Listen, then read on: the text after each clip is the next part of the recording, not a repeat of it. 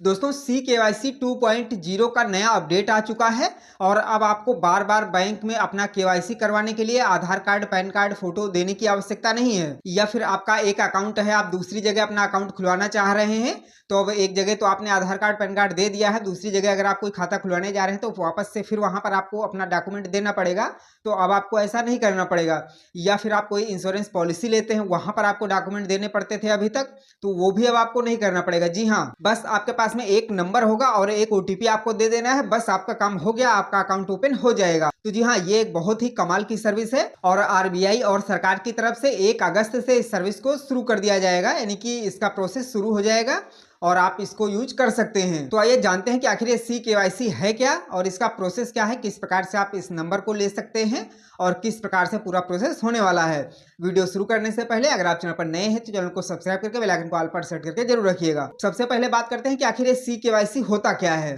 तो देखिए, CKYC का फुल फॉर्म है सेंट्रल नो योर कस्टमर, यानी कि जैसे KYC का फुल फॉर्म होता है नो योर कस्टमर, वैसे ही CKYC का मतलब हो गया सेंट्रल नो योर कस्टमर। कहने का मतलब यह है कि जब आप कहीं भी KYC करवाते हैं तो आप जिस संस्था में, जिस बैंक में KYC करवाते हैं वो डॉक्यूमेंट्स वहीं पर रहते हैं, लेकिन वहीं जब आपका CKYC होता है तो वो सेंट्रल रजिस्ट्री के पास में आपका पूरा डॉक्यूमेंट जो है सबमिट हो जाता है और वहां पर आपका रिकॉर्ड बन जाता है। और उसके बाद में जब कहीं भी आपको KYC की आवश्यकता होती है तो बस आपको OTP देना है और वहीं से आपका जो सारा डेटा है वो फैच कर लिया जाएगा। आपको बार बार फिजिकल डॉक्यूमेंट्स देने की आवश्यकता नहीं है। तो RBI और सरकार का मानना है कि इससे कई सारे फ्रॉड रुकेंगे और जो डुप्लीकेट डॉक्यूमेंट्स बन जाते हैं उनकी समस्या का भी समाधान हो जाएगा, क्योंकि जब एक जगह पर पूरा सेंट्रल डॉक्यूमेंट्स रहेंगे तो जाहिर सी बात है कि डुप्लीकेट नहीं हो पाएगा, क्योंकि अगर डुप्लीकेट वहां पर कुछ भी जाता है तो तुरंत वहां पर जो है मैच कर जाएगा और फिर वो मालूम चल जाएगा कि हाँ, इसमें गड़बड़ है। अब बात करते हैं कि आखिर 1 अगस्त से CKYC में क्या होगा।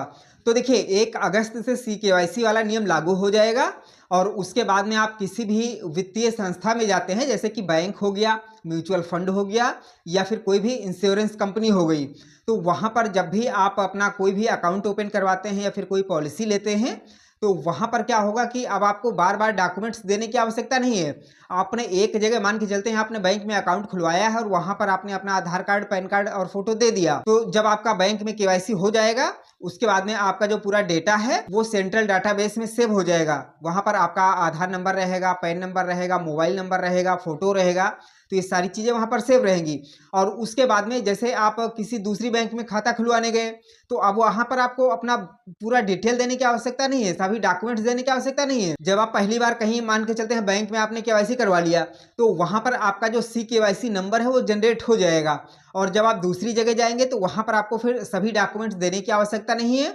बस आपको अपना CKYC नंबर देना है और आपको एक OTP दे देना है, बस आपका काम हो जाएगा और उसी के आधार पर आपकी KYC हो जाएगी, क्योंकि सेंट्रल KYC डाटाबेस में आपका पूरा रिकॉर्ड अवेलेबल रहता है। तो बस आप OTP जैसे ही देंगे आपकी KYC हो जाएगी, सारे डॉक्यूमेंट्स आपके वेरीफाई हो जाएंगे और ये काम जल्दी हो जाएगा क्योंकि ऑलरेडी पहले से ये वेरीफाइड रहेगा। ऐसे में होता है जब आप KYC करवाते हैं तो कई बार होता है कि उनको संस्था जो है वेरीफाई करती है आपके डॉक्यूमेंट्स को, उसके बाद में अप्रूव होता है, लेकिन क्योंकि सेंट्रल डाटाबेस में रहेगा तो वो ऑलरेडी पहले से वेरीफाइड रहेगा। जैसे कि आपने अगर बैंक में KYC करवाया हुआ है तो बैंक की तरफ से आपके डॉक्यूमेंट्स वेरीफाई कर लिए गए हैं, तो इसलिए दोबारा कहीं भी आपको आवश्यकता पड़ेगी तो वहां पर बार बार वेरिफिकेशन की आवश्यकता नहीं पड़ेगी, बस आपको अपना OTP देना है और आपका काम हो जाएगा। और ये अभी धीरे धीरे वित्तीय संस्थाओं में होगा, जैसे बैंक हो गया, म्यूचुअल फंड हो गया और इंश्योरेंस कंपनियां हो गई। उसके बाद में धीरे धीरे ये अन्य क्षेत्रों में भी इसका विस्तार किया जाएगा और फिर जहां कहीं भी KYC की आवश्यकता होती है वहां पर आपको फिर बार बार डॉक्यूमेंट्स देने की जरूरत नहीं पड़ेगी,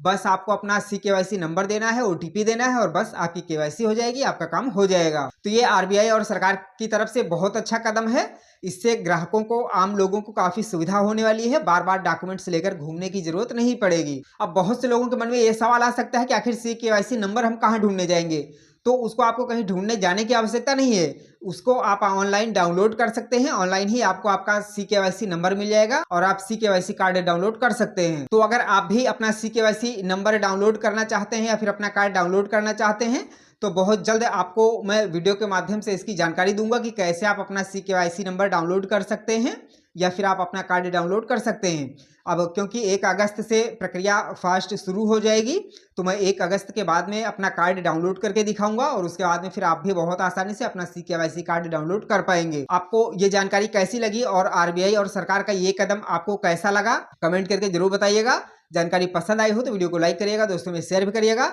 और ऐसी ही जानकारियों के लिए चैनल को सब्सक्राइब करके बेल आइकन को ऑल पर सेट करके जरूर रखिएगा। चलिए मिलते हैं एक नई जानकारी के साथ में, तब तक के लिए जय हिंद।